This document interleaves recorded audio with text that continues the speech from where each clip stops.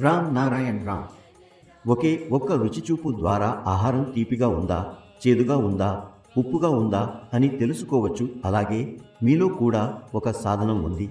అది అన్ని రుచులను గుర్తించి తెలియజేస్తుంది. మీకు అన్నింటినీ చూపించగలిగే కళ్ళున్నాయి, అన్నింటినీ వినిపించగలిగే చెవులున్నాయి. ఈ అర్థం, ఈ జ్ఞానం, ఈ ఇంద్రియాలు పూర్తిస్థాయి ఆకారంలోనూ విత్తన రూపంలోనూ ఉన్నాయి. ఈ విత్తనం మొలకెత్తే అవకాశం వచ్చినప్పుడు, మనస్సు నియంత్రణలో అది వికసించినప్పుడు మీరు చూస్తారు, మీరు ఈ జగత్తు ఒకటేనని. ఇది అర్థం చేసుకోవడానికి ఎటువంటి సమస్య ఉండదు. పూజా నిబంధనలలో బంధించుకొని మనం చాలా దూరం వచ్చేశాం. భౌతికంగా వాస్తవికతను కోల్పోయాము. ఈ సంప్రదాయాల్లో చిక్కుకుని ఉన్నంత మాత్రాన ఏమీ జరగదు. ప్రతి చర్య వెనుక దాని అసలు సత్యాన్ని తెలుసుకోవాలి. ఇది ఎందుకు చేయబడుతోంది? ఈ నియమాలు ఎందుకు పెట్టబడ్డాయి? దీని వెనుక ఉన్న తర్కబద్ధమైన శాస్త్రీయ సమాధానం తెలుసుకోవాలి. తెలియకుండానే రాయి ముందు ప్రార్థనలు చేసినంత మాత్రాన అది సమాధానం చెప్పదు. మనలోని నిజమైన చైతన్యాన్ని గుర్తించకపోతే ఆ రాయి నుంచి ఎటువంటి ధ్వని రాదు.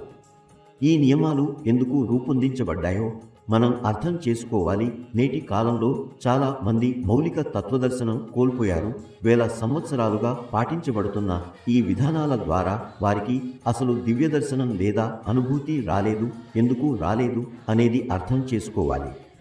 ఒకవేళ గట్టిగా అరవడం, తల కొట్టుకోవడం వంటి వాటితో ఇది సాధ్యమైనట్లయితే అది వేరే విషయం. ఒక మనిషి తీవ్ర విషాదంలో మునిగిపోతే, గట్టిగా ఏడుస్తే, దైవాన్ని పిలిచినా, ఎంత ఒక్కాగ్రత ఉన్నా దేవుడు ప్రత్యక్షం కావడం లేదు.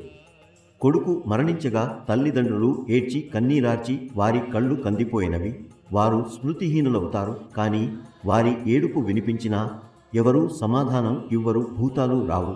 మరణించిన కొడుకు తిరిగి కనిపించడు.